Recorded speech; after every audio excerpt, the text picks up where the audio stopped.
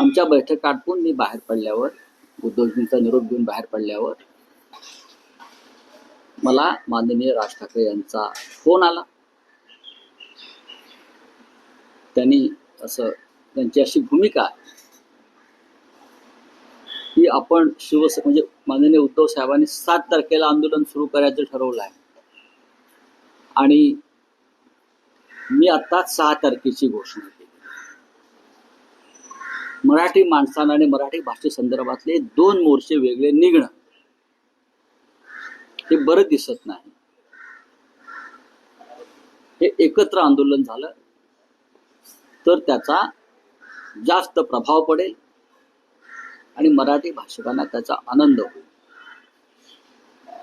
आणि त्या संदर्भात त्यांनी ती भूमिका जी सांगितली, मी म्हटलं ठीक आहे, मी शिवसेना पक्षप्रमुखांशी या विषयावर चर्चा करतो. आणि मी पुन्हा मातोश्रीत गेलो, माननीय उद्धवजींना सांगितलं की असा मनसे प्रमुखांचा दूरध्वनी आता झाला माझ्याशी आणि त्यांची अशी भूमिका आहे. त्याच्यावरती कोणतेही आडेवेडे न घेता उद्धवजी असं म्हणाले की मराठी माणसाचं ऐक्य दिसणं हे गरजेचं आहे.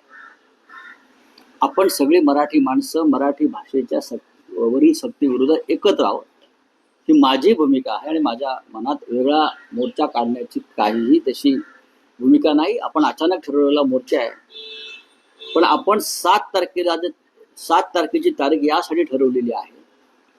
6 तारखेला आषाढी एकादशी आहे रविवारी आणि राज्यभरामध्ये आषाढीचा उत्सव असतो. माध्यमांवरती सुद्धा आषाढीचा उत्सव असतो.